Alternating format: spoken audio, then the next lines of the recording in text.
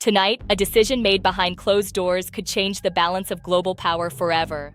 America's tariff war just hit a legal wall, and the shockwave could cost Washington up to $175 billion.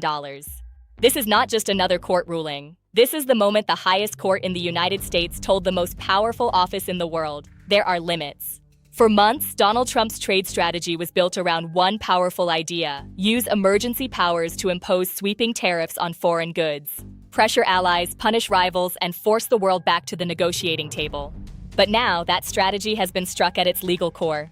The Supreme Court ruled that the International Emergency Economic Powers Act, known as IEEPA, does not authorize the president to impose tariffs. That matters because this law was originally created for national security emergencies, not as a shortcut to rewrite global trade policy. The result is enormous. Billions of dollars were collected from American importers under tariffs that the court now says were not legally authorized. And the estimated refund exposure could reach $175 billion. That money did not come from foreign governments. It came from American companies. And in many cases, those costs were passed directly to American consumers through higher prices. For Canada, this ruling changes the entire balance of power. Mark Carney's government had argued from the beginning that these tariffs were unjustified. Now Canada has something stronger than a political argument. It has a legal verdict from the Supreme Court.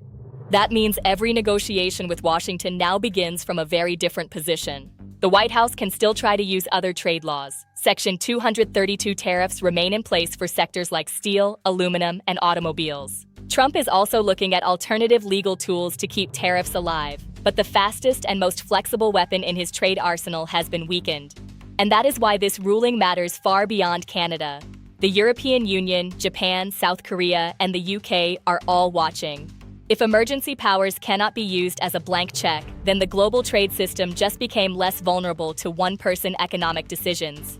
This is not only a fight over tariffs, it is a fight over executive power. Can one president declare an emergency and reshape the global economy without Congress? Can allies be pressured into concessions under a legal authority that may not exist?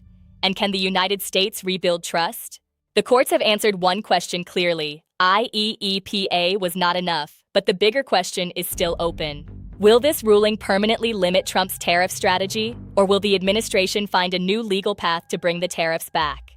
Because one thing is certain, the trade war is not over. It has simply moved from ports and factories into courtrooms and parliaments. So the question is, did the Supreme Court just end Trump's tariff strategy, or only force him to change weapons?